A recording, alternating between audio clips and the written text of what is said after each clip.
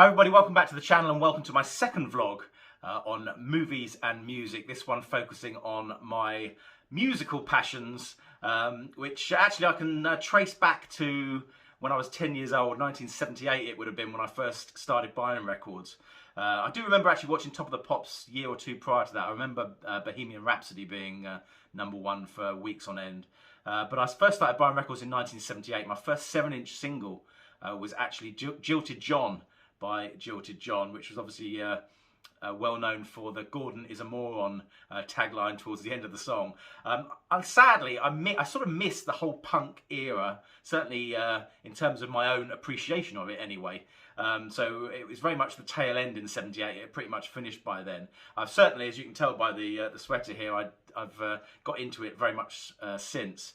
Yeah, Jilted John was my first 7-inch single. I followed that up with my first album, which was Plastic Letters by Blondie. I absolutely love that album to this day. I love Debbie Harry. The fact that she's still going at 70, whatever she is, and they recently released, I think the year before last, they released Pollinator, really great album with tracks written by Johnny Marr amongst others. Really good. So love Debbie Harry, love Blondie. I then went through, in the late sort of 70s, I went through a phase of liking a lot of ska music, still do again. And I think what you'll find with my musical taste is, you know, if I liked you in the 70s, I like you now. If I liked you in the 80s, I like you now. Same with the 90s. I wasn't probably aware of you in the 60s, but I've probably grown to appreciate you in the 60s. And more often than not, if you're around in the 2000s or 2010s, I don't really care. That's pretty much how I would sum it up. And as I said, I went through a sort of ska phase, a lot of specials, a lot of Selector, Bad Manners, Madness, that type of thing, Hazel O'Connor. And then in 1981, the beginnings of synthesizing music really, this is where my love of music just completely exploded. And it was thanks to one group and one group only, and that is Soft Cell. And anybody who follows me on Facebook will know how much I adore Mark Arman and Soft Cell. So Soft Cell did 4 albums in total. Now this first album, Non-Stop Erotic Cabaret, now this has Tainted Love on it, of course the big hit. US friends will be forgiven for thinking Soft Cell are a one-hit wonder. They're far from that, or certainly Mark Arman is far from that.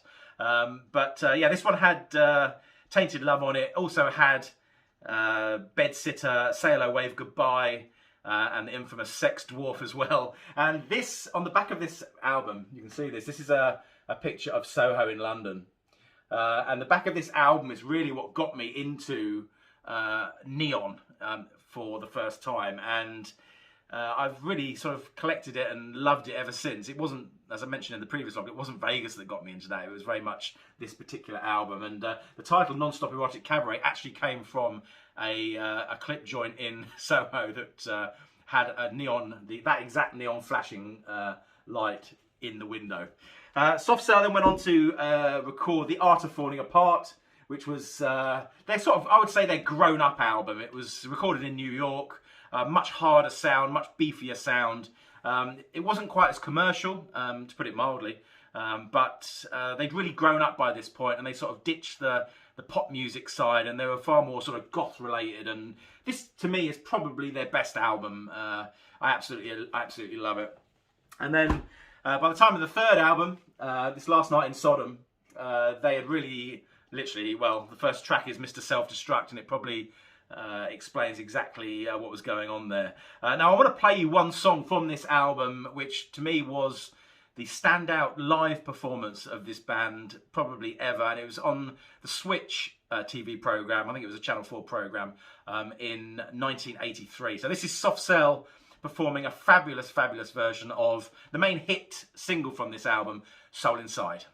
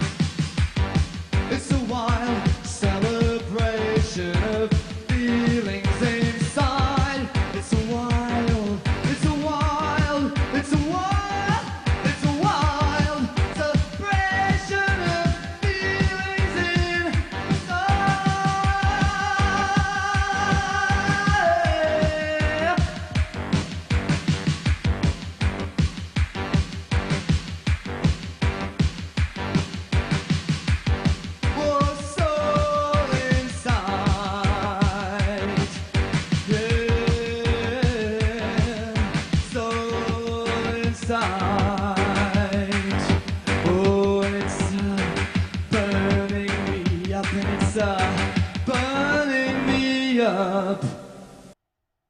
So that really is fabulous. Soft Cell Soul Inside from the Switch TV programme in 1983. And there's something about Mark Arman's powerful yet slightly wayward voice, along with the electronics of Dave Ball, that it just gets me every time.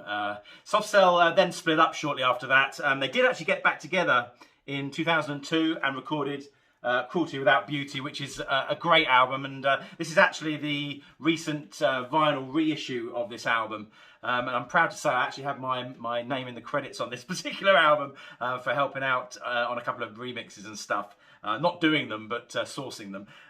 So I just certainly recommend checking this out. Now, because of Soft Cell, really, and because they were signed to Steve-O Pearce's label, Some Bizarre, this Some Bizarre album, which is Steve-O's first compilation album, really shows you just how what a great A&R man he was at the time. He did a futurist chart in Sounds magazine. And then signed a few bands up based on some of the stuff he'd been listening to, compiling that chart. Now, this album, the very first Some Bizarre album, this is who it had on it. Depeche Mode, The, B-Movie, Soft Cell, all of which went on to great things. Obviously, Depeche Mode now being the sort of stadium synthesizer band. I've never been that into Depeche Mode, strangely. You think I would be, but not as much as Soft Cell. They did it for me, and that was really the end of it. So after getting into all things Some Bizarre, they then went on to sign Psychic TV. Genesis P-Orridge had just come out of Throbbing Gristle at the time. He teamed up again with Peter Christopherson. They recorded 2 albums for Some Bizarre, Force the Hand of Chance and Dreams Less Sweet. Dreams Less Sweet is a fabulous, fabulous album using holophonic sound, like a 3D sound. So I'd certainly recommend checking that one out. And they also signed bands like Fetus, Test Department, etc. So it was a real thriving label back in the early 80s, and Steve-O certainly has given me hours and hours of musical pleasure over the years with some pretty interesting musical acts. So moving on from Some Bizarre and Soft Cell, etc. Later in the 80s, I sort of got into Morrissey and the Smiths. The Smiths obviously came along in, was it 83? Split up in around 86, 87.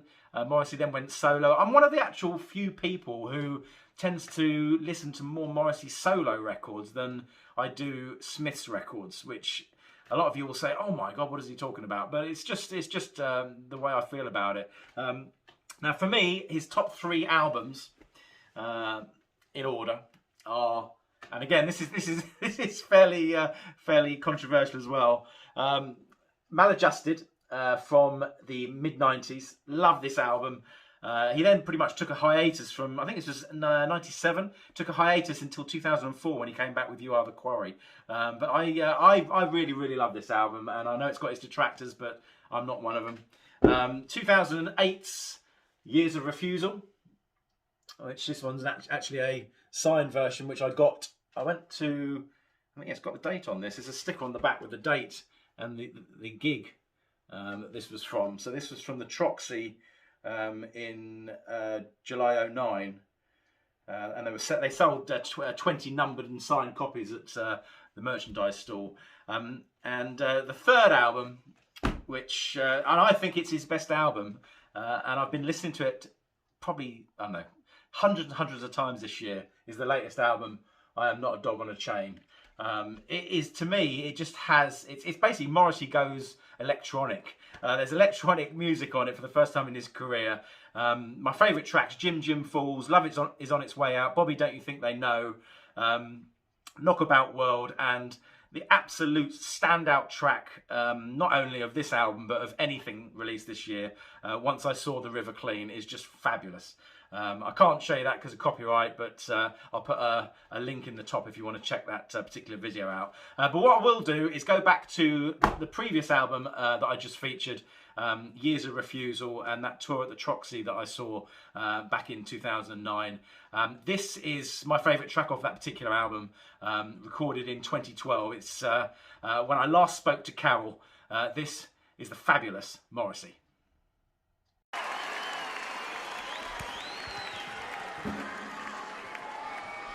What should I feel?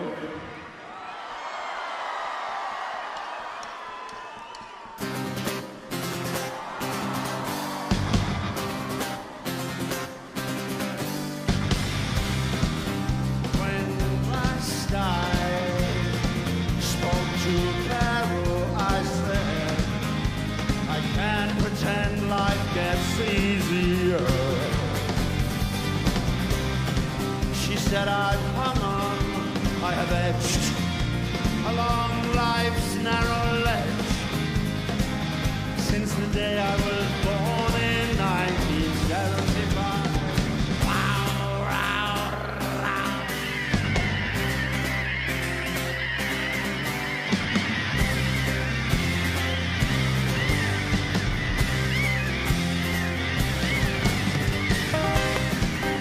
When last I spoke to Carol, I said, I can't pretend I feel love for you. She said I hammered a smile across this ugly face of mine since the day I was born in 1975.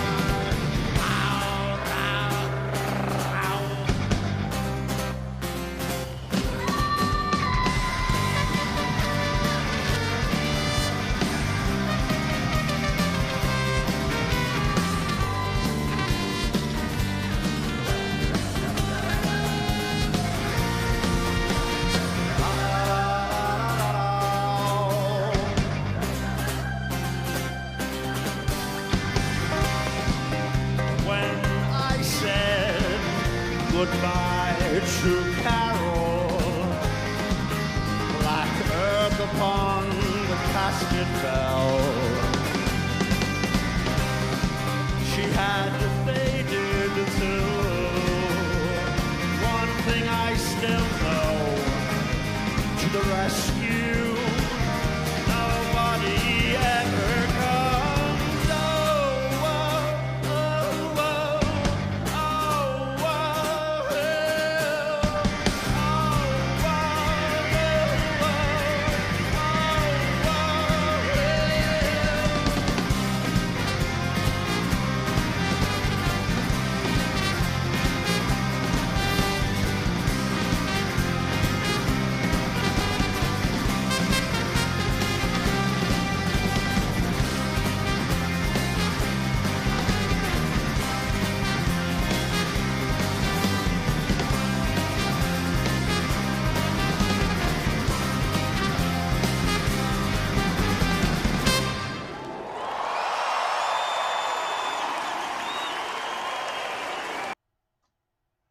So that was Morrissey, and when I last spoke to Carol from a festival in Italy from 2012.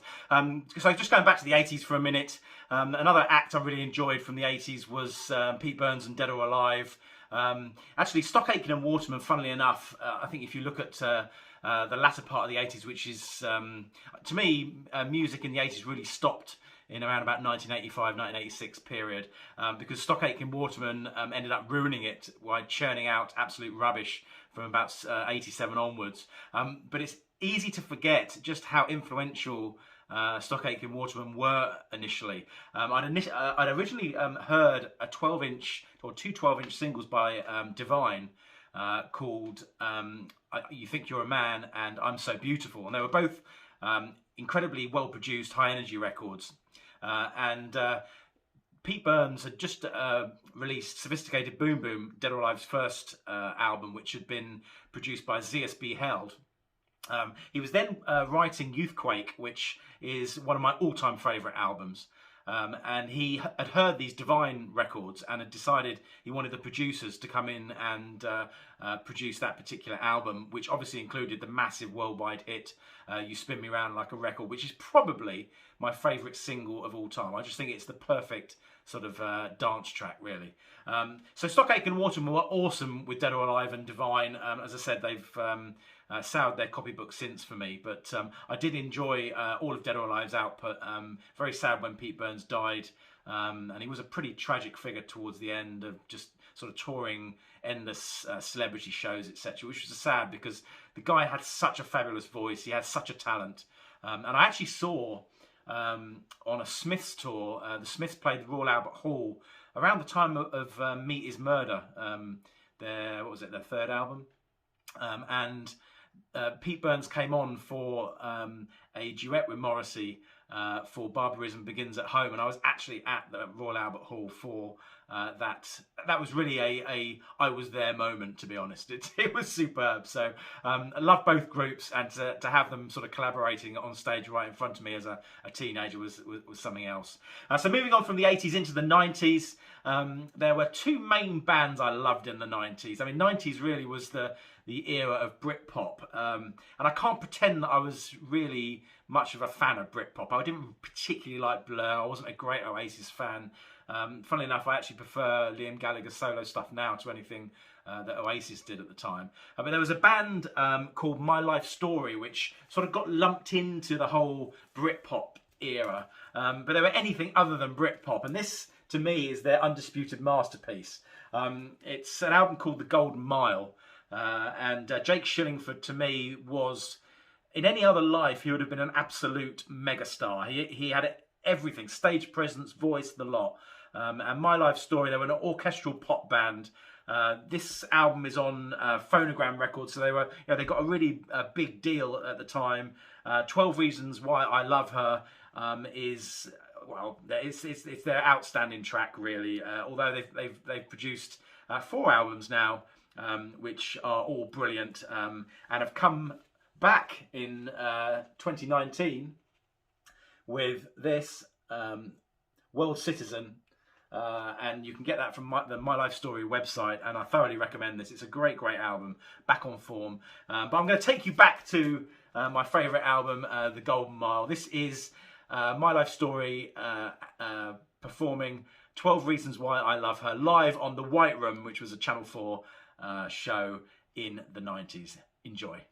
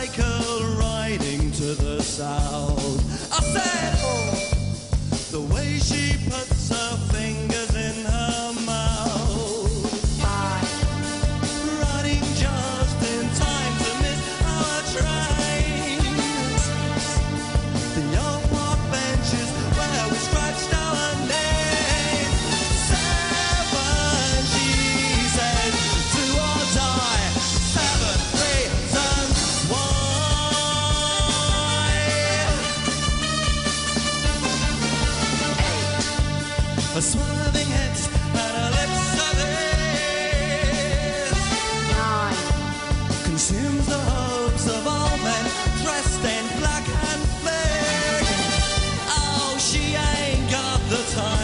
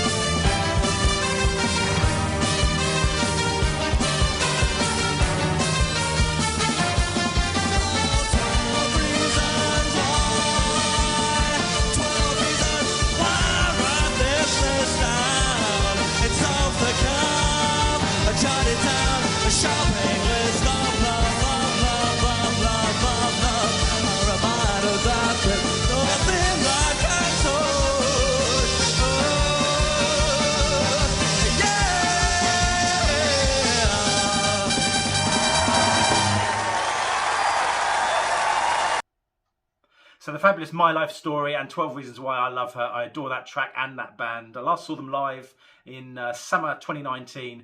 And they were as brilliant as ever, so I hope I get the chance to see them again once all this virus stuff has died down. I mentioned two main bands I liked in the 90s. The second of these is a great band called Gene. This was Martin Roster on lead vocals, again a very underrated vocalist. They released 4 main albums, a compilation and a live album. Olympian, Drawn to the Deep End, which is probably their most commercially successful album. Revelations, which is my personal favourite, and Libertine. They did a great compilation called To See the Lights, and there's also a live album there, Rising for Sunset, which was recorded in the Troubadour in West Hollywood. But a great band. This is the recent vinyl box set of all the studio albums, so I'd certainly recommend checking them out as well. But anyway, enough of me now rabbiting on about what you should listen to. Join me now for a tour of my music collection. We're also going to throw in a few bits of sport as well, so I hope you'll allow me my indulgence and join me on the tour. Okay, so here we are in my study come music room. But I did mention in the previous clip from a couple of days ago that I was going to do a bit of sport as well. So we're going to start off on a slight tangent. But my all-time, well, not only sporting hero, probably overall hero in life in general, which is probably a flawed hero, but it's Alex Hurricane Higgins, 2-time world snooker champion, complete and utter cueing genius, wayward, flawed, but the most charismatic and exciting sportsman of my generation. That's the best way I can probably describe it. I first saw Alex in the 1980 World Final against Cliff Thorburn. Those that are as old as I am may remember that that was the snooker final that was constantly interrupted because of the UK Embassy siege in London. From then on, I've been probably one of the biggest fans there is of Higgins. Been all around the country watching him, and nothing will give me as much excitement in the world of sport again as I experienced when he was in his pomp. Here are a few of my favourite shots of his.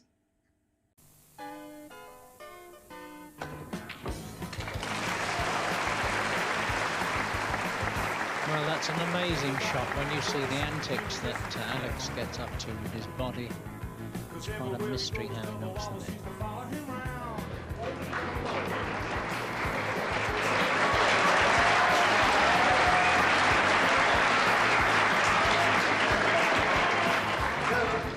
He's not won yet. Still needs one more colour to leave Mountjoy needing a snooker.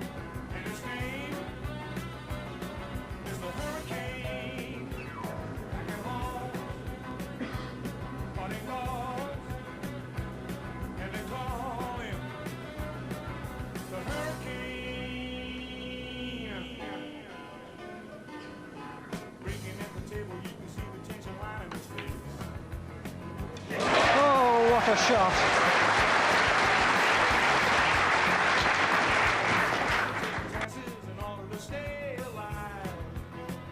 This is low percentage pool, to say the least. Well, we need 4-leaf clovers and rabbit's feet all over to make this amazing conceptualized shot. He's got to hit the 2 first. It was there. Unbelievable. Tremendous shot from the Hurricane. Yeah, even James Joyce couldn't have thunk of that one, but Alex did. Jim didn't believe it, but Jim's quite happy with the results. And Mike Massey will put that in his lexicon of great pool shots. Let's look at this. Up the rail gently, but don't just simultaneous contact, I would say. Just touched the 2 first. It was a good shot. Obviously playing for the red to the left of the bunch there that will pot into the yellow pocket.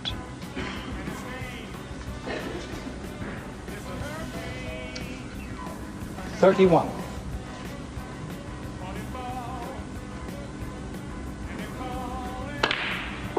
Oh, what a phenomenal shot that was. He's really buzzing now.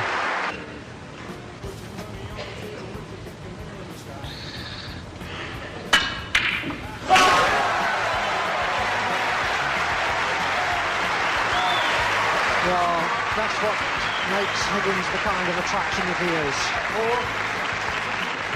Really tremendous shot to pick out that plant. Quiet, please. Spreading the reds all over the table. And now in a position to win the frame.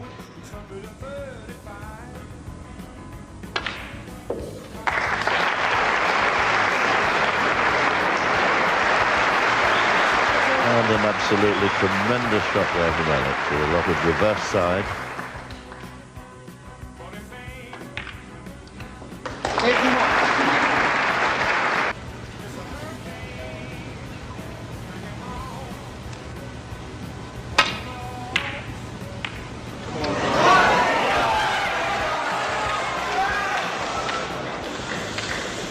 Quiet, please, ladies and gentlemen. Well, that was awkward for Davis. And this is Thank you. potable. Blue and pink to win.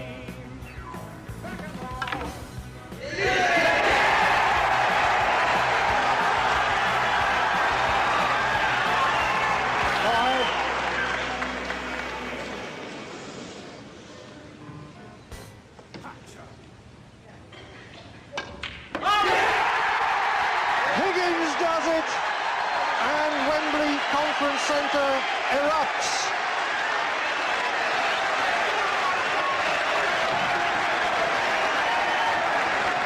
Four times this season, Higgins has lost to Davis, but now he's won.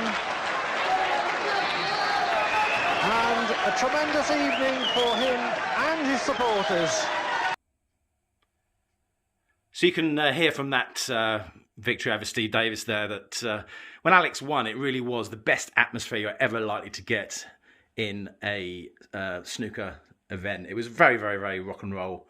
He really was a total anti-hero and didn't think much of authority, which at the time appealed to me and probably still does, even more so these days, I think. So I found a lot to like with Alex, and you know, he died sadly. You know, the drink got hold, he got cancer, smoked like a chimney, died at 61. But my word, what a life, what a career. And actually here I've got a letter that he wrote to Colin Randall, who was a WPBSA official, apologising for punching him in the stomach on the way to his famous press conference when he basically retired, with the famous line, you can shove your snooker up your jacksie because I'm not playing anymore. But yeah, Higgins to me was everything sports-wise. I'll come on to my other sporting passion in a sec, but I hope you got the gist of it anyway with that clip. And I did actually get to meet him, funnily enough. Here's a picture with me and Alex in Croydon in 1989. Sadly, he died just about a year later, pretty much to the day. So down here, I've got a Mike Tyson signed glove. So if you talk about Higgins with snooker, Mike Tyson was certainly the boxing equivalent in the 80s, wasn't he? But my all-time boxing hero, there's no question. And then right in the corner here, actually, the first piece of music memorabilia. This was bought in the early 2000s from Stephen Singleton from the band ABC. So it's the Platinum, is it Platinum? Yeah, whatever. Anyway, the disc that was given to him for 250,000 copies sold of Poison Arrow in 1982, one of my favourite ever pop songs, really, and one of my favourite ever pop bands, and I'll show you a bit more of those as we go around. So, Suzanne, I think I mentioned to you, Suzanne and I moved into this house in 2013. These are all the vinyl records I've bought, basically, since 2013, excluding box sets, which I'll show you in a second. So as you can see, I'm a keen vinyl collector. And then if we go over to this side of this part of the room, this is my turntable setup. So I basically decided to go down, I didn't want to buy one of those sort of all-in-one record players. I wanted a separate system. Now I had these Denon units, which is a CDR recorder and a tape deck there, and I had a CD equivalent there which basically broke, but I managed to get one basically the new version, which is the top version, pretty much matches the old one from back in the day, from the mid-90s. So I was chuffed about that. You wouldn't know that wasn't a matching set, really. And then, as I said, I went down the route, I decided of getting a vintage turntable. So I looked at Thorens, because they've always had good turntables. And this turntable, it's a 150 Mark II. It's actually as old as I am. So 50 odd years old, and it plays like an absolute dream. So I've got a couple of Denon speakers there on the other side. Moving on to some artwork here. This is artist and musician Val Denham, my favourite artist. Val did all of the art for Mark Arman's side project Mark and the Mambas, which you will see now. And this is the draft for the album cover of Torment and Toreros, which I bought when Val was selling it on eBay some years back. This is interesting for collectors because it has the old Mark and the Mambas logo. Mark and the Mambas was the offshoot project to Soft Cell really at the time. Obviously they changed the logo for the finished album. I'll stick on the screen the actual final album so you can see the difference. And here, this is another one from Val of the Mambas. This was a t-shirt design, actually, from back in the day, from the Duke of York's theatre concerts, I think, at the time. Two dancing snakes, flamenco snakes. Love that. Then up here we have... I actually bought these off... well, I won them in an auction on Mark Arman's website back in the early 2000s. Those are the actual Val Denham paintings used for the 7-inch single Black Heart, which you can see here. So front of Black Heart and the back cover as well. So there you have it. And then I have a Vegas slot machine. Now sadly this slot machine has stopped working because it needs a battery in the motherboard, I think, soldered on, and I'm not the best with all that type of thing.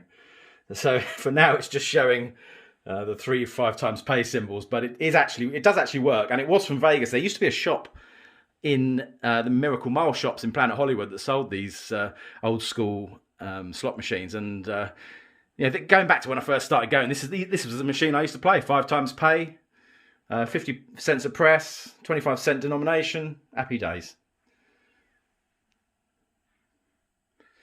And then down here we've got some records. I'm having a bit of a reorganisation, but actually this is Public Image Limited metal box from 1979, and it's in mint condition apart from the fact that every single version of this, the tin has oxidisation from the various times that you handle it. They didn't realise when it was made that would happen, but other than that, it's in total mint condition, the contents and everything, no dents to it or anything.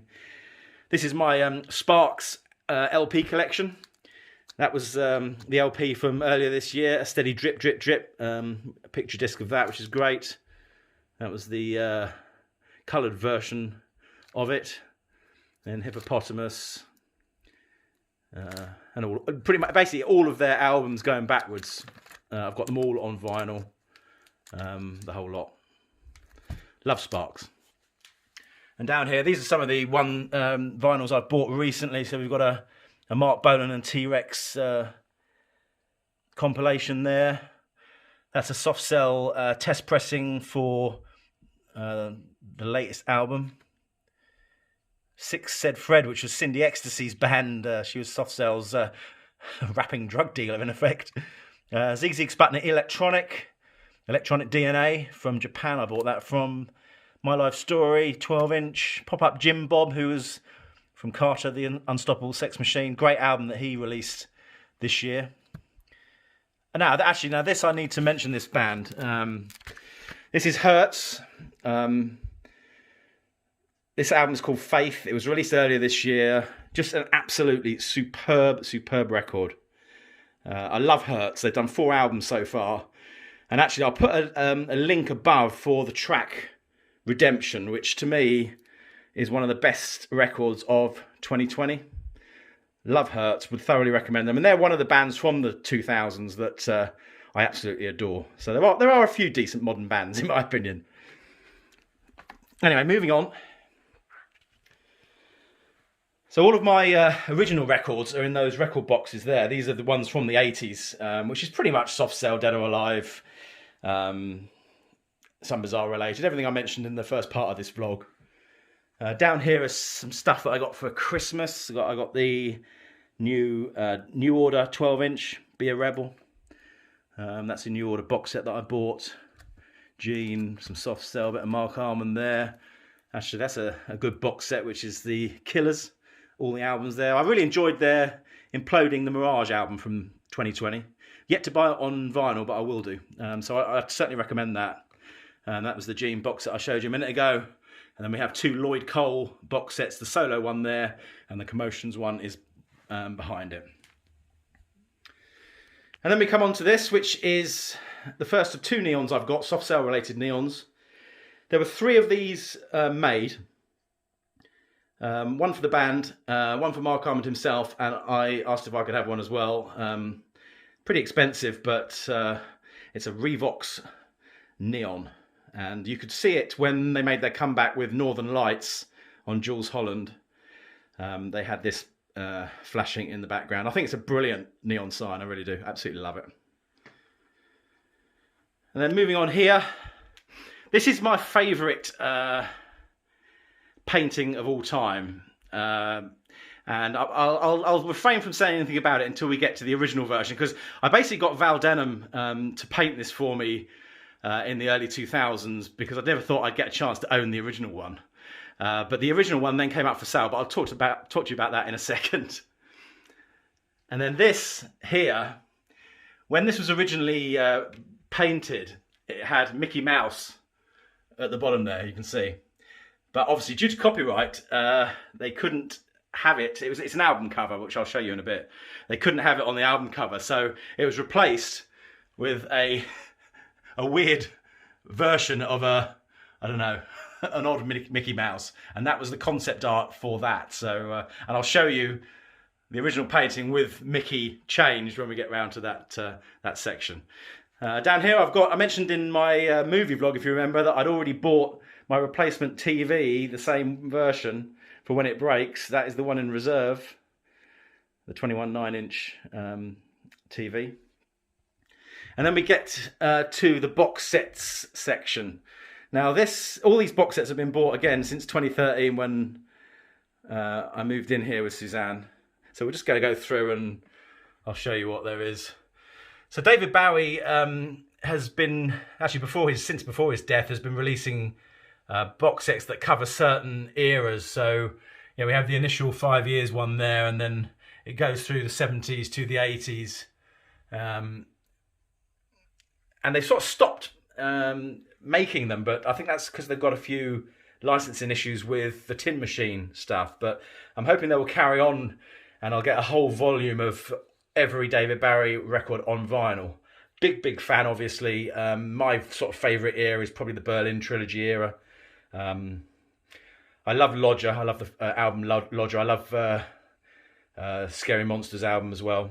I wasn't so keen on the Let's Dance era, if I'm honest, the 80s. It was probably his worst era. And then here, Vice Versa, which is basically ABC before they became ABC.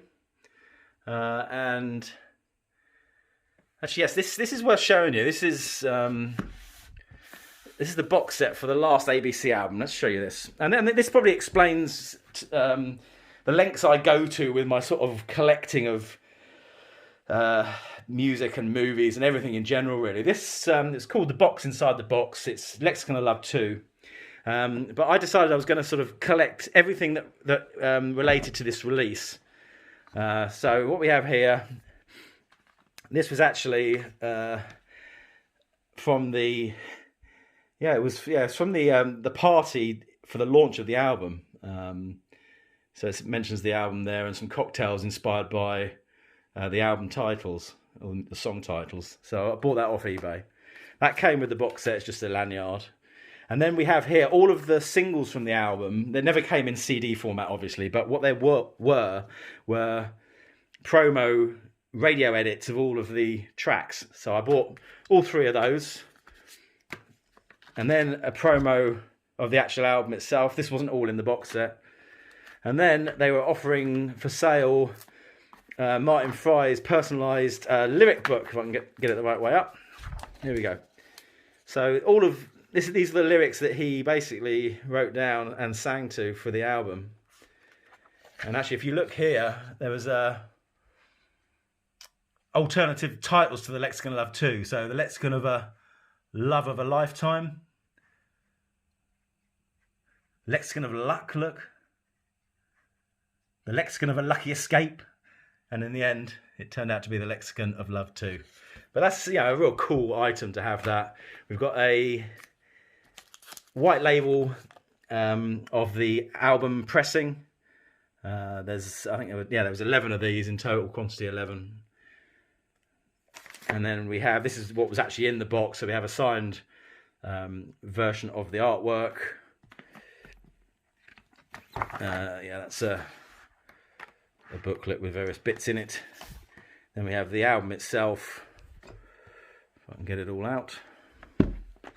So the album itself, Lexicon of Love 2. And that was his previous album, Martin Fry's Traffic. And then we have a DVD at the bottom there. So that lets you, I mean, I'm really delighted to have all that stuff because I absolutely love ABC. I love the album. And to me, it just makes for a fantastic package. But it was quite something to try and collect all that stuff in one go. So moving on back to here. What else have we got here? That's Carter the Unstoppable Sex Machine. A vinyl collection. Some Dead or Alive there. Ian Dury. The vinyl collection. So all of his albums there. That's the 40th anniversary of New Boots and Panties. That's Erasure. Frankie Goes to Hollywood. Welcome to the Pleasure Dome. Liam Gallagher, As You Were. As I said, I quite like his solo stuff. Not a massive fan of Oasis. Human League, Grace Jones, all of that is Kraftwerk. The Libertines. Love a bit of Lynyrd Skynyrd. Love a bit of Motorhead. This is all New Order. That's Bad Lieutenant, which is Bernard Sumner's sort of side project from New Order. A bit of Gary Newman, and I must admit I wasn't that into Gary Newman growing up, but I've sort of got into him a bit lately. Rolling Stones collection from 71 to 2016, all the albums on vinyl. Bit of Roxy Music. Big John Lydon fan, so we got Never Mind the Bollocks. Here's the Sex Pistols album. The Album by Pill, or Album by Pill. And then this is the compilation, recent compilation of Public Image, all of their career retrospective compilation on vinyl. Pete Shelley, sadly lost him recently. Actually, one thing I've noticed since I've been doing these videos, certainly with the movie one, is how many times I've said recently lost. All of my heroes are leaving us, sadly. They're all of that era.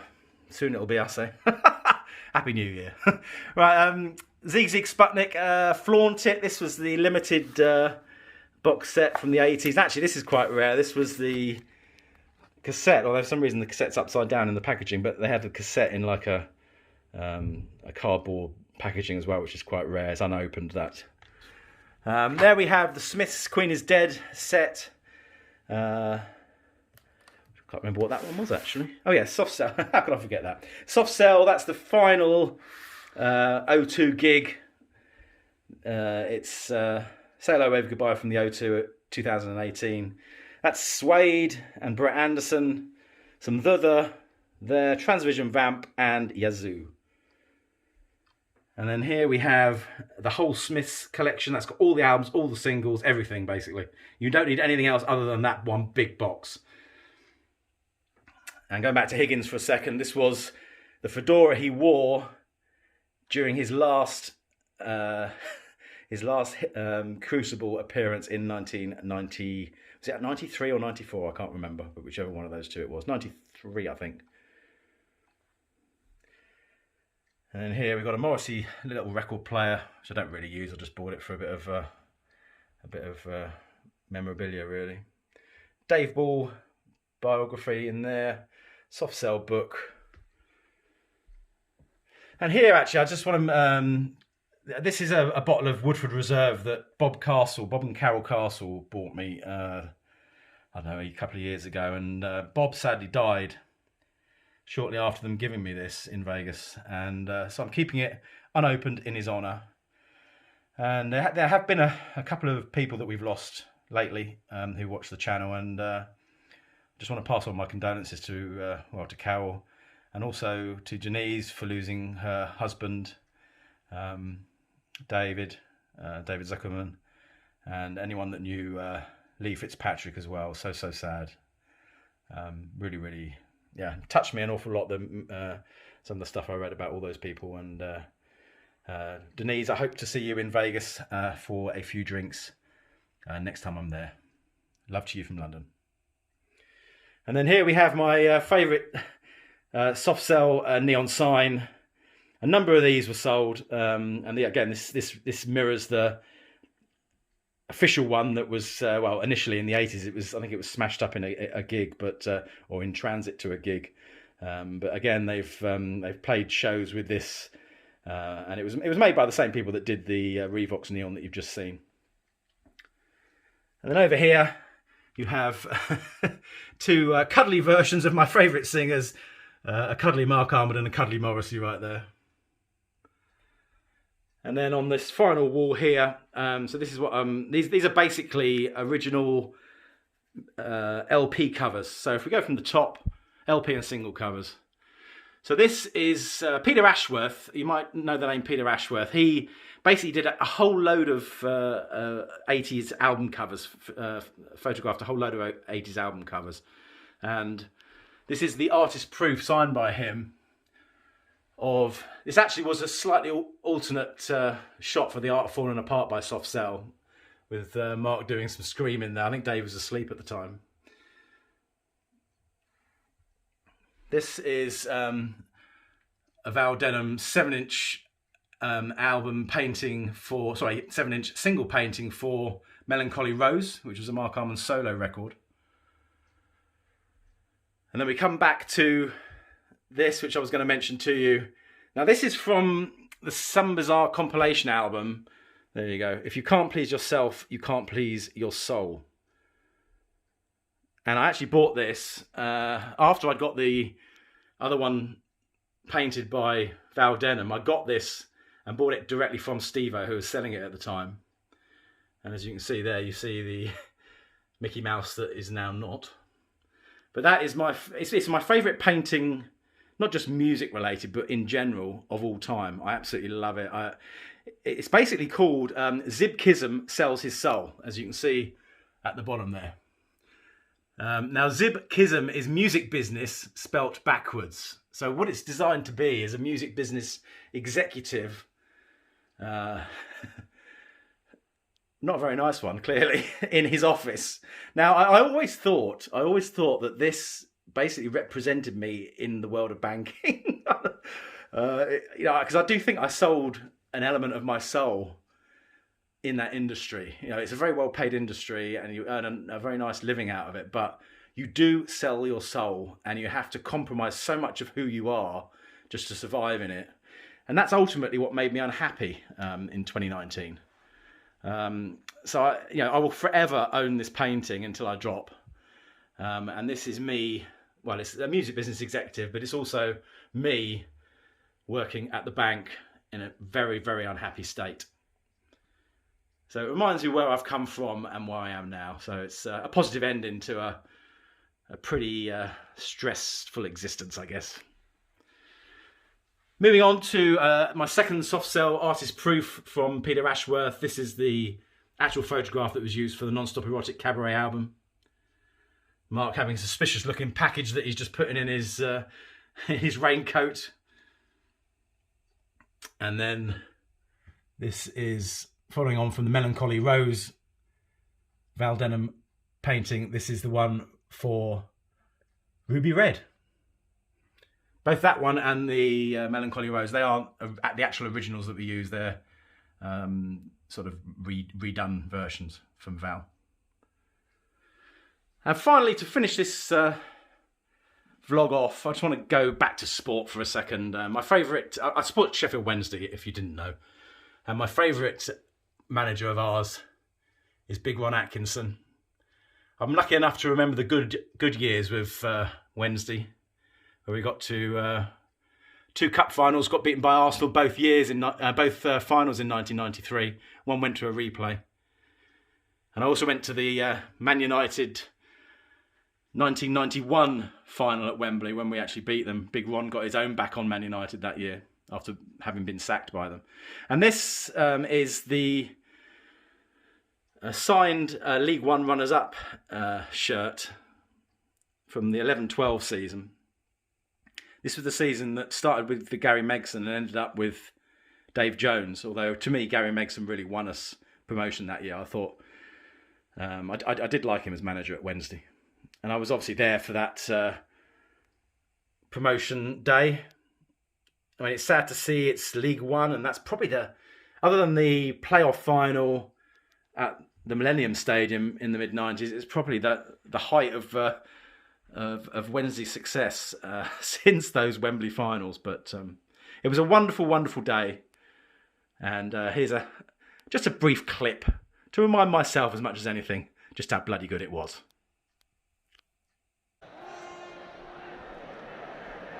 That's Madine's touch here for Niall Ranger. Doherty in the weight, comes here to Antonio. This is Mikel Antonio! Eruption! Just listen! Hillsborough is rocking because Wednesday have the goal to calm the nerves and maybe be the launch pad to the Championship. Promotion on the horizon for Sheffield Wednesday. Thanks to Mikel Antonio. Took it wonderfully well, beats the impressive Bull who had no answer this time, and Wednesday in front in a game they need to win. They're doing what they can. Antonio's goal makes it 1-0.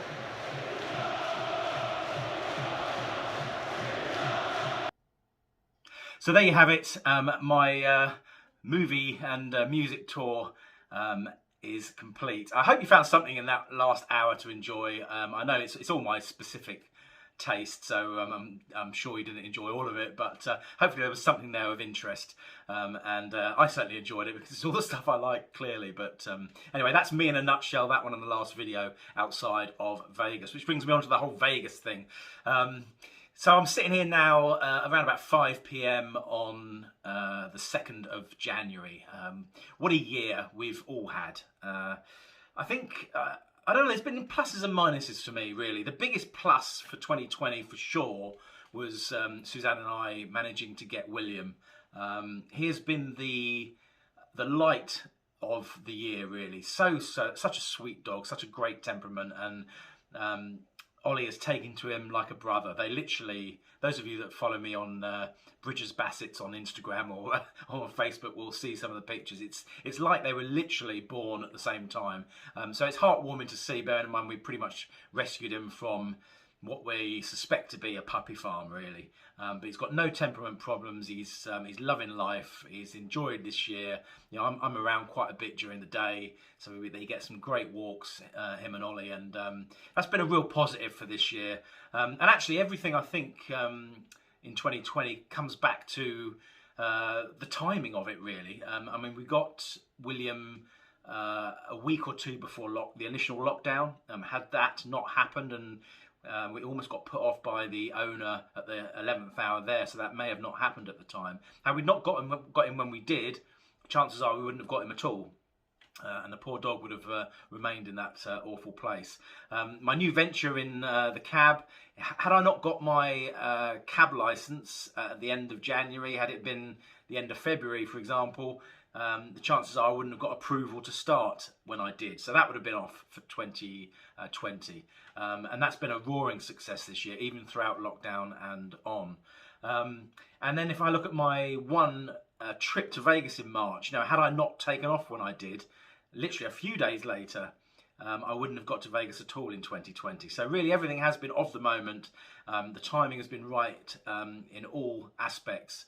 It's been frustrating. I've cancelled 3 Vegas trips since. But Suzanne and I are really pleased. We did actually manage to get to Gran Canaria for a week in July. Some of you may have seen the room tour we did of that Hotel Gold in Playa de Ingles.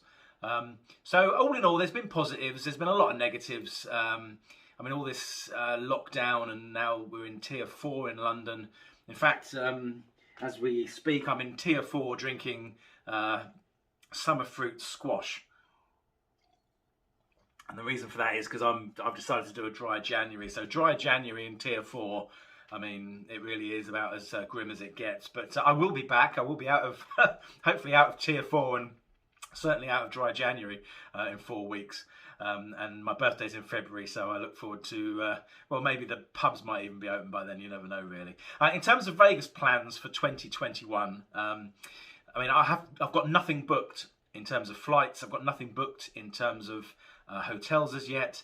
I did actually go on to MLife today, and I noticed they've doubled my resort credit. So I think I've got 250 free play and 300 resort credit in some of the lower end MLife properties. So I do fancy 4 nights at maybe Park MGM, because I've not actually stayed in a park room yet, with 300 resort credit and 250 free play. So that's on my radar for when I can book again. I've got some great offers downtown at the Plaza as usual, and I really want to stay a night at the new tower at the Downtown Grand. So that's all to come, and of course Circa. I was lucky enough to get the golden tickets for the Circa event, and I guess if I looked at frustrations for 2020, not being able to make that grand opening, having featured, you know, the demolition of the Vegas club, and then the various growth spurts on the Circa project in my various trips over the last couple of years, and then obviously getting to know Richard. To actually get the invite was great, and so kind of him to send it to me, but not to be able to get there, as I was really disappointed with that at the time. Although I must admit, since then, at the end of the day, if I can't go, I can't go. I mean, there's no point crying over spilt milk. It is what it is. The main thing is that you get on with life and enjoy what you can do, which is what I am trying to do. But certainly, I can't wait till I get back there and to see Circa in the flesh, as it were. When do I think the border is going to open? I reckon when Biden gets in at the end of January, he may lift it. I think we'll therefore be able to travel. Whilst we're in Tier 4, I don't think we're supposed to travel, so hopefully we'll be out of Tier 4 in the next month or so. So I'm sort of eyeing possibly February time. I think we'll still have to quarantine, because I don't think we'll have enough vaccines or what have you in this country, so you might still have to quarantine, but I know they've reduced the quarantine requirement to 5 days with a test, so hopefully that will be but anyway, regardless of the quarantine requirements, if I can get into America legally, I will just take the quarantine on the chin. I will be back there as soon as the border is open, God willing. So that's pretty much really it. I do have tickets booked as well for the delayed Morrissey residency at Caesars Palace. So Moz Las Vegas is at the end of August next year and into the early part of September. So Suzanne and I are going to the opening night. I may well book other tickets as well. So again, if I'm able to get to Vegas for that, of course, nothing would stop me from going. But that aside, it's a very fluid situation. All I do know is that as soon as I can book something, I will book it and go, probably within a 48-hour period. That's the beauty of what I do now. I don't have to ask permission from any boss.